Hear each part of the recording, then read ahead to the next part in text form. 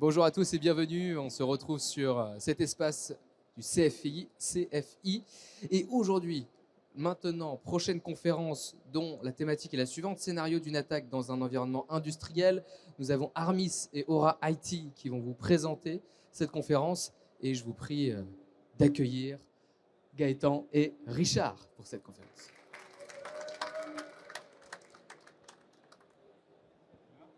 Merci. Richard Hennebeau, moi j'interviens pour le compte de Aura IT en tant que consultant cybersécurité et on est partenaire d'Armis, on les aide à faire toute la partie intégration de leurs solutions. Merci Richard.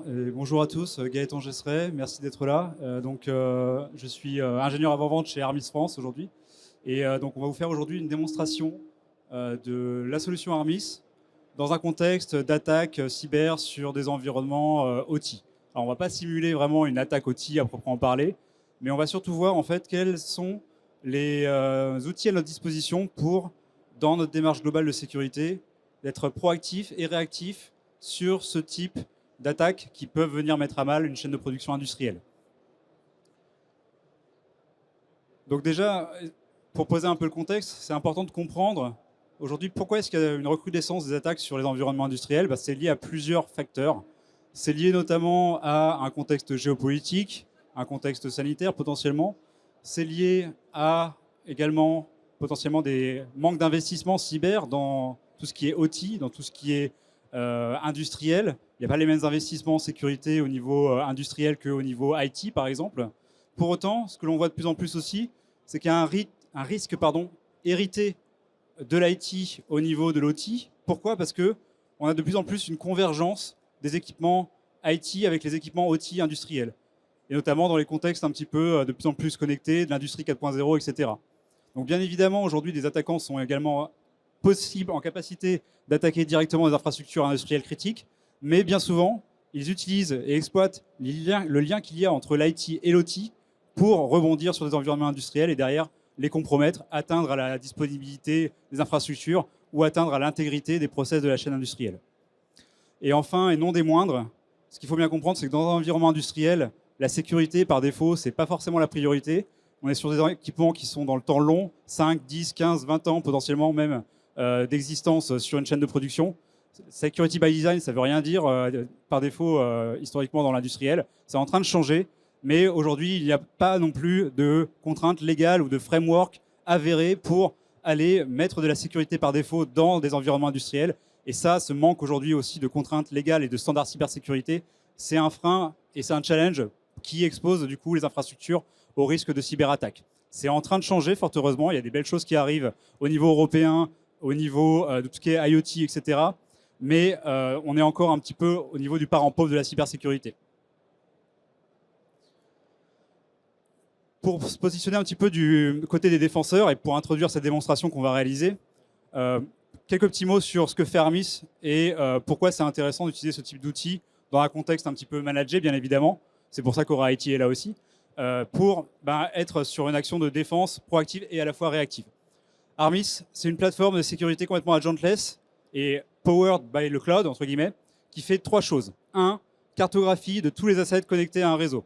Que l'on parle de assets bureautiques, IT, IoT, système de contrôle commande industriel, équipements biomédicaux, le cas échéant aussi. On est en capacité en fait, de découvrir tout ce qu'il y a sur un réseau, de comprendre qui les utilise, qui est honneur de tel environnement, quelles sont les applications qui tournent dessus, et d'en déduire une classification, un type, une catégorisation, voire une priorisation business ou priorisation de risque autour de cet équipement. Pourquoi est-ce qu'on fait ça ? On fait ça pour identifier des risques et des écarts, notamment au niveau de l'obsolescence, au niveau de tout ce qui est vulnérabilité, au niveau des comportements anormaux qu'il y a sur un réseau industriel, etc., etc. Et dans quel but on fait tout ça ? On le fait pour une troisième chose qui est d'aider nos clients dans la prise de décision, dans la réponse à incident, dans la rapidité d'orchestration demain pour aller éteindre le feu quand il y a quelque chose qui se passe sur une chaîne de production industrielle et s'assurer qu'on identifie immédiatement un device, un équipement qui a été correctement profilé historiquement. Comment est-ce que ça se déploie ? Je ne vais pas forcément passer beaucoup de temps là-dessus sur la partie architecture. Vous pourrez bien évidemment venir sur notre stand qui est juste derrière, le cas échéant, pour discuter plus largement de comment est-ce qu'on met ça en place. Mais ce qu'il faut bien comprendre, c'est qu'Armis, c'est une solution cloud first qui permet du coup, de manière très simple, d'être déployée sur plusieurs centaines de sites, le cas échéant, plusieurs régions, plusieurs plaques, et le tout en allant collecter des points d'information locales grâce à des collecteurs et qui vont rapatrier l'information d'asset inventory, de niveau de risque, de vulnérabilité, de comportement sur le réseau dans un point central. C'est-à-dire que via une tour de contrôle unifiée dans le cloud, vous êtes en capacité demain d'aller gérer tous les risques associés à vos équipements IT, IoT, OT, IoMT, le cas échéant, bref, XIoT, maintenant on utilise ce terme-là pour définir le tout connecté. Mais l'objectif, c'est vraiment de comprendre qu'avec Armis, on peut, depuis un point central, gérer la sécurité de tous ces assets pour n'importe quel site physique. Vous ne mettez pas forcément à lire tout ce qu'il y a sur ce slide, mais c'est juste pour introduire la démonstration. C'est ce qu'on va voir en fait aujourd'hui. C'est dans le cadre de la démo, quand on est sur un contexte de reconnaissance, d'attaque, quelqu'un qui va par exemple aller essayer d'identifier sur Shodan des environnements en PLC, des environnements industriels qui sont peut-être exposés sur Internet. Comment est-ce que Armis répond? Comment est-ce qu'on peut être à la fois proactif et réactif dans les mesures de sécurité?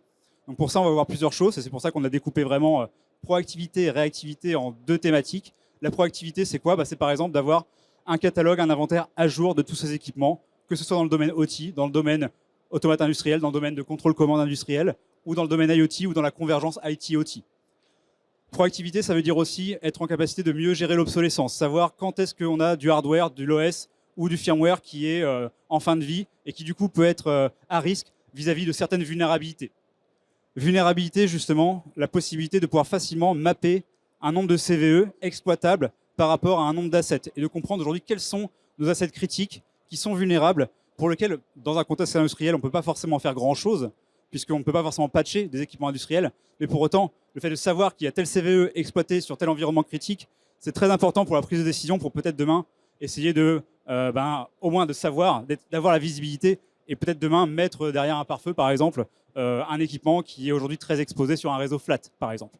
Ce qui malheureusement, bien souvent, dans des environnements industriels, arrive très régulièrement. Au niveau de la réactivité, quand on a un cas de reconnaissance d'un équipement exposé sur Internet, comment est-ce qu'avec une solution comme Armis, on peut justement voir qu'il y a des équipements exposés, des équipements qui ont des public facing IP, des équipements qui sont en infraction vis-à-vis d'un framework qu'on appelle aujourd'hui le Purdue Model, par exemple, que vous connaissez peut-être si vous êtes dans l'environnement industriel. Donc c'est un framework qui vient établir la notion de capacité qu'a un équipement industriel à discuter avec son voisin. Et donc quand par exemple un équipement industriel vient discuter en direct avec un équipement externe sur l'IT ou externe exposé sur Internet, ça peut porter un gros risque pour l'organisation. Donc on va voir un petit peu tout ça ensemble à travers la démo. Et je vais demander du coup à mon collègue Jérôme qui m'assiste aujourd'hui de passer quelques environnements. Donc là, vous êtes sur un environnement de démonstration Armis centré sur un catalogue d'équipements plutôt orienté OT et système de contrôle industriel. Et donc l'objectif premier, quand on vient déployer Armis, c'est au bout de quelques minutes, voire quelques heures, en fonction de la manière dont on a déployé la solution, d'aller très simplement et sans risque d'impact sur la chaîne de production, de vous proposer un catalogue, un inventaire dynamique en temps réel de tous les assets préalablement classifiés par nos soins. C'est-à-dire que ni Aura IT, ni Armis, ni vous n'avez besoin en fait de faire quelconque manipulation pour dire ok, cet équipement que Armis a découvert, c'est un automate programmeur industriel. Cet équipement, c'est un onduleur électrique. Cet équipement, c'est une station d'ingénierie industrielle, un panneau interface homme-machine, etc., etc. Cette classification, elle se fait de manière complètement automatique et c'est ce qui permet en fait in fine, au préalable, d'avoir la compréhension métier de qu'est-ce qu'il y a de connecté en fait sur notre réseau. Bien évidemment, on peut dissocier la notion de typologie par différents angles de vue, c'est-à-dire qu'on peut trier cette fonction-là par toutes les catégories et voir justement... Vas-y, clique sur All. Non, tu as zoomé. Tu as zoomé. Non. Fais sur All, ouais. Ah oui. Donc là, vous voyez effectivement qu'on a un peu pivoté notre angle de vue. Et dans cet inventaire, ce catalogue, représenté dynamiquement par Armis, on a la capacité de voir à la fois des équipements triés par typologie, des équipements par macro-catégorie, des équipements aussi par modèle, par marque. Donc c'est-à-dire que quand on vient demain alerter sur un éventuel risque autour d'un équipement, on ne va pas juste se contenter de vous dire ça, c'est telle IP, c'est telle adresse MAC, etc. qui est problématique. Non, on va vous dire c'est telle IP, telle adresse MAC, associée à telle marque, tel modèle de fournisseur, mais aussi de vous permettre de comprendre où est-ce qu'il est sur le réseau d'un point de vue physique et d'un point de vue logique, dans quel VLAN il est, sur quel port de switch il est interconnecté, etc., etc. Pour revoir ça dans le détail, on peut cliquer par exemple sur un automate industriel et voir ici la vue un peu, on va dire, inventaire d'Armis. C'est-à-dire qu'on est sorti de la vue un peu catalogue, mais on est centré sur une vue un peu plus détaillée, ligne par ligne, de chaque équipement. Et si par exemple on zoome sur le premier PLC que l'on voit dans cette liste, ben là on voit toute la richesse d'informations que Armis peut fournir autour de ce type d'équipement. C'est-à-dire que chaque équipement, il va être inventorié de la même manière, et avoir à chaque fois son étiquette, comprendre quelle est sa typologie, son niveau de risque, son niveau d'alerting en fonction de comportement sur le réseau, son adresse MAC, son IP, sa situation géographique, où est-ce qu'on l'a détecté pour la première fois et pour la dernière fois, et ensuite tous les éléments, notion d'inventaire. Et notamment dans le cas d'un automate industriel, comprendre aussi potentiellement toutes les cartes, modules PLC qui sont embarqués dedans pour vraiment, éventuellement demain, créer des règles d'alerting sur de la problématique d'intégrité au niveau de la chaîne de production. Ça, c'est pour la vue visibilité autour des assets. Ensuite, deuxième cas d'usage, la partie obsolescence. Comment est-ce que demain, on identifie potentiellement demain des risques de technical debt, comme on appelle ça en anglais, autrement dit, des versions non supportées d'OS, de firmware, voire de hardware. Et pour ça, on a un moyen très simple chez Armis, c'est un petit utilitaire de recherche qu'on appelle les Armis Search Query, qui nous permettent, via des filtres logiques très simples d'utilisation, que l'on peut également sauvegarder et que l'on peut réemployer en fait dans tous les différents menus d'Armis. C'est-à-dire que vous fassiez une recherche à la volée, que vous fassiez un enregistrement de recherche pour de l'alerting, pour de l'enforcement demain via d'autres outils intégrés, ou pour aller également rechercher des vulnérabilités ou des risques, et vous allez utiliser tout le temps le même modèle de recherche. Et là, on a demandé un truc très simple à Armis. On a demandé, Armis, donne-moi sur les 30 derniers jours tous les équipements qui sont de catégorie manufacturing equipment. Donc, on sait classifier les devices, donc on sait les requêter selon une catégorisation, selon une topologie, selon une marque ou un modèle. Mais tous ces manufacturing equipment qui ont du coup un facteur de risque qui est propre à ce qu'on va appeler du end of life, du end of support, OS, firmware, etc., etc. Et donc, en l'espace d'un seul coup de clic, on a la vue sur tous nos 128 et quelques équipements qui sont en fait dans une situation d'obsolescence demain et pour lequel on voudra peut-être prendre la décision de éventuellement considérer quand est la fin de contrat, fournisseur, etc. Quel est le modèle de renouvellement qu'on va appliquer, etc. Donc ça paraît être des problématiques plutôt orientées CFO, CTO, etc. Mais au final, c'est des problématiques très concrètes d'un point de vue sécurité, puisque c'est ce qui permet d'anticiper, d'être dans le proactif et d'être dans la gestion en fait, du cycle de vie des équipements. Si tu veux, Jérôme, éventuellement, s'il te plaît, cliquez sur la partie Security et Risk Factors. Là, on a vu un composant de Risk Factor qui s'appelle l'obsolescence, la technical debt. Mais Armis, en fait, dans son inventaire de device, vient également inventorier toute une liste de facteurs de risque qui viennent apporter pour chaque asset, comme on l'a vu tout à l'heure sur notre automate, un risque facteur composite et qui va être cumulé autour de tous ces différents critères. Un facteur de risque, comme on l'a vu, ça peut être l'obsolescence. Mais un autre facteur de risque, ça peut être un applicatif obsolète. Ça peut être aussi un comportement bizarre sur le réseau. Une configuration trop ouverte avec trop de ports ouverts sur un équipement. Ça peut être d'une vulnérabilité aussi logicielle. Et justement, la partie vulnérabilité, on va y venir. On peut passer sur l'autre onglet. On a développé chez Armis maintenant depuis à peu près 1 an un module spécifique qu'on appelle Asset Vulnerability Management qui nous permet d'être un peu la tour de contrôle, cette fois-ci non plus des assets, mais des vulnérabilités qui sont présentes sur ces assets. Et qu'est-ce que ça veut dire? C'est-à-dire que tout à l'heure, vous avez eu une présentation de Tenable, par exemple, qui est un très bel outil notamment de scan de vulnérabilité, qui ont aussi des actions maintenant sur la partie OT. Mais en fait, grâce à des intégrations et des connecteurs API, Armis va être en capacité de concentrer au niveau de cette tour de contrôle toutes les vulnérabilités que nous, on va passivement détecter sur un environnement industriel sans risque de disruption, plus éventuellement les vulnérabilités qu'on va avoir vues au niveau du scan de vulnérabilité Tenable, qui est plutôt un scan actif et un scan du coup schedulé ou on demand. Donc ça va permettre quoi? Ça va permettre de consolider la vue sur toutes les vulnérabilités que l'on voit, et notamment les vulnérabilités sur les couches basses de la chaîne industrielle, qui aujourd'hui ne peut pas du tout risquer des problématiques de disponibilité. Et donc on va être en capacité, grâce au profiling d'équipement, de dire j'ai telle vulnérabilité par type d'asset, sur mes PLC, sur mes SCADA, sur mes environnements stations industrielles, sur mon gestionnaire de climatisation, sur mon gestionnaire de sécurité bâtiment, etc., etc., etc.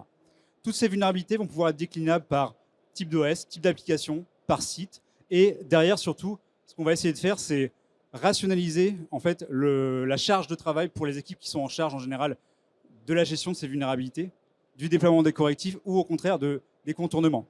Car dans les environnements industriels, souvent, là où le bas blesse, c'est qu'on ne peut pas patcher, on ne peut pas déployer de correctifs.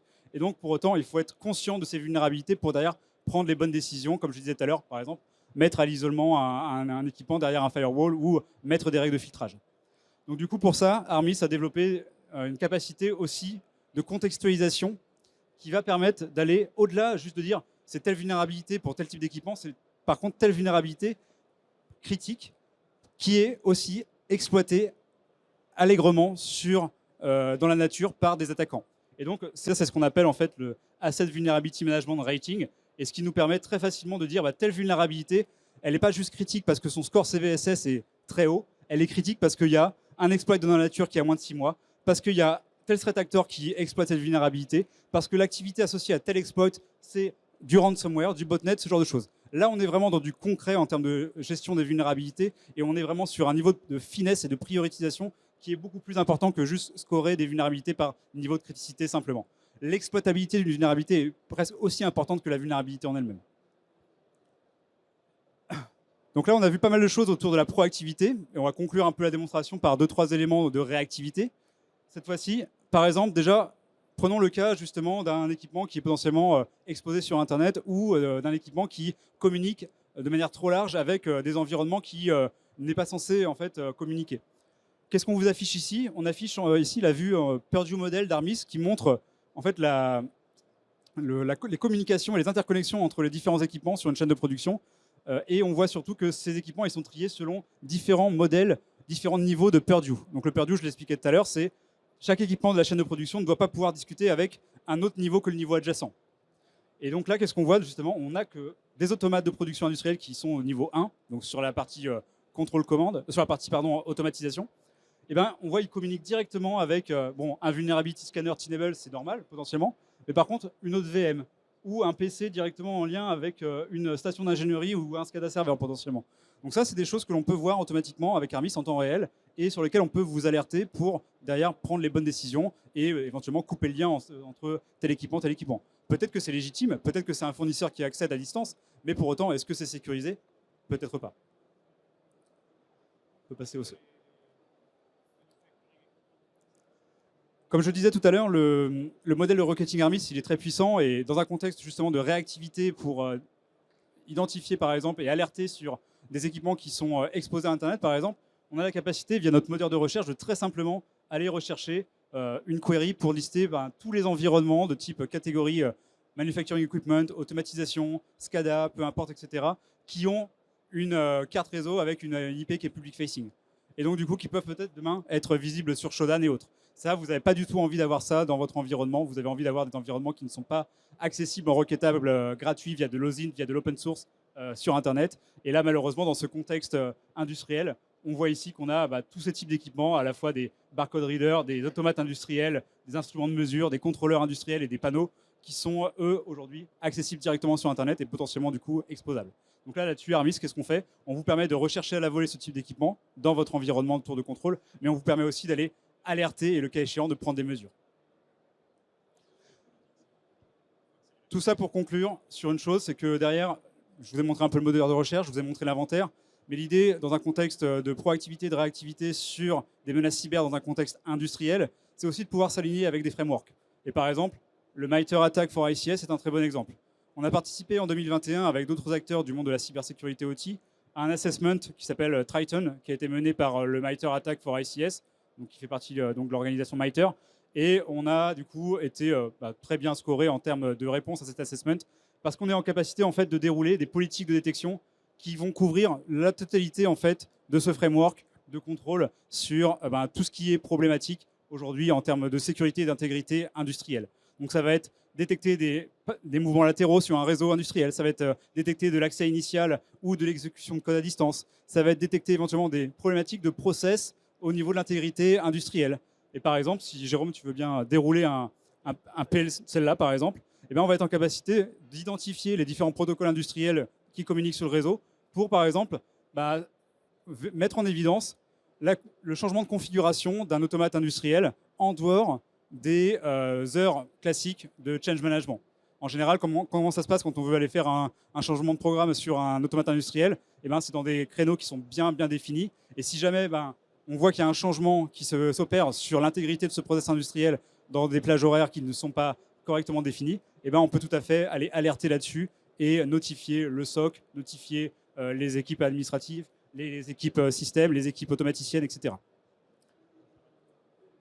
On va s'arrêter là pour la partie démo. En conclusion, on va revenir sur les slides et conclure avec la conclusion d'Aura IT, puisque quand bien même c'est un très très bel outil que je vous invite à découvrir davantage à notre stand et dans le cadre d'une démo un peu plus détaillée. Tout outil, bien évidemment, ne se passe pas de people et de process, hein, c'est de l'ITIL quand on parle. Et donc, c'est pour ça qu'on fait des partenariats avec des acteurs stratégiques comme Aura IT notamment, qui ont déployé tout un service autour de notre solution. Et je laisse la parole à Richard pour conclure. Merci pour cette présentation plus que complète. Donc du coup, effectivement, on a vu la puissance de l'outil. Ce qu'on n'a peut-être pas suffisamment précisé, c'est que Armis, pour le coup, va se baser sur un certain nombre de points de collecte que vous pouvez positionner un peu où vous voulez dans votre réseau. On aura également toute la possibilité d'utiliser des API pour venir s'interfacer avec des solutions que vous avez potentiellement déjà chez vous, ce qui peut être relativement intéressant parce que ça permet soit de récupérer de la donnée supplémentaire qu'on ne peut pas forcément détecter parce qu'on va avoir un certain nombre de logiciels qui sont installés et qui ne communiquent pas en réseau, ou à contrario, venir exporter de la data dans certains outils, par exemple pour tenir à jour une CMDB ou autre. Donc on a toute cette partie-là qui est non négligeable, en tout cas d'un point de vue connaissance de votre SI. Et après, pour rebondir effectivement sur pourquoi c'est important d'avoir ce type de solution pour justement venir augmenter votre niveau de maturité ou votre niveau de sécurisation, ça va vous permettre de globalement mieux connaître ce que vous avez chez vous. Et nous, on a pour habitude de dire que si vous ne savez pas ce que vous avez chez vous, c'est relativement compliqué de le sécuriser. Donc voilà. À côté de ça, on vous a mis l'ensemble de la liste des expertises qu'on a chez nous, parce qu'on fait de l'ARMIS, mais on ne fait pas que ça. Et on a notamment pas mal de projets où on a pour objectif d'intégrer de la data directement dans des systèmes SIEM ou des SOC externalisés. Et ARMIS, pour ça, est quand même une solution qui permet de remonter beaucoup d'infos. Et c'est relativement intéressant d'avoir la possibilité d'exporter ça. Voilà. Si vous voulez plus de précision ou si vous voulez qu'on vous montre un peu du coup, le déroulé d'une attaque potentielle, on a des démos sur notre stand là-bas. Donc, on vous accueille avec plaisir. Avec plaisir, et n'hésitez pas à venir sur le stand. Merci beaucoup. Si vous avez des questions, c'est le moment. C'est la partie où vous pouvez être en action aussi. Par contre, pas tous en même temps pour les questions. Mais allez-y. Ce que vous voulez. On a eu une présentation complète. C'est le moment. Oui.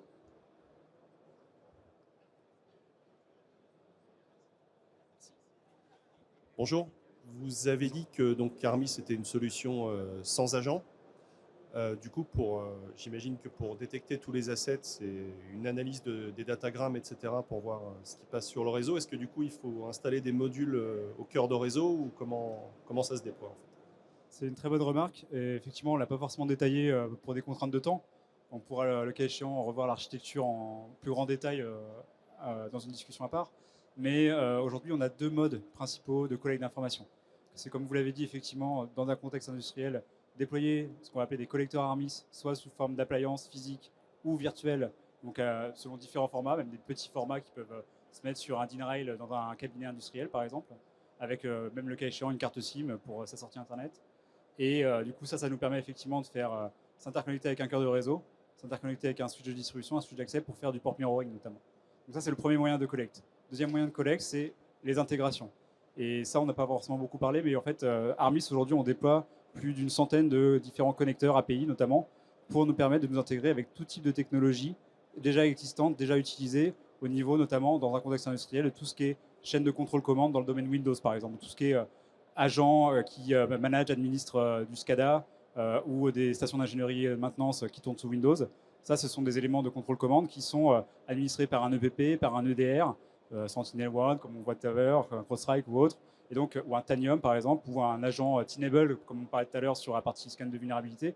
Et Armis, en fait, a créé des connecteurs out of the box avec ce type de technologie, des partenariats technologiques forts pour pouvoir consolider dans notre tour de contrôle, via une interconnexion API avec ces technologies, les informations des assets qui sont managés par ces éléments-là. Donc ça veut dire qu'on n'a pas besoin d'agents, mais qu'on rajoute par contre en plus un collecteur en plus de ça pour voir ce qui se passe au niveau réseau.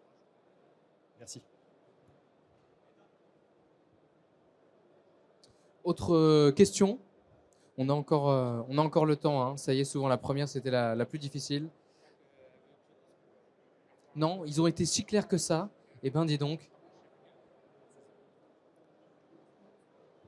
Eh bien, écoutez, s'il n'y a pas de questions, merci beaucoup, Gaëtan Merci. et Richard. Merci pour à cette vous et vous belle pouvez présentation. venir sur le stand donc juste derrière qui est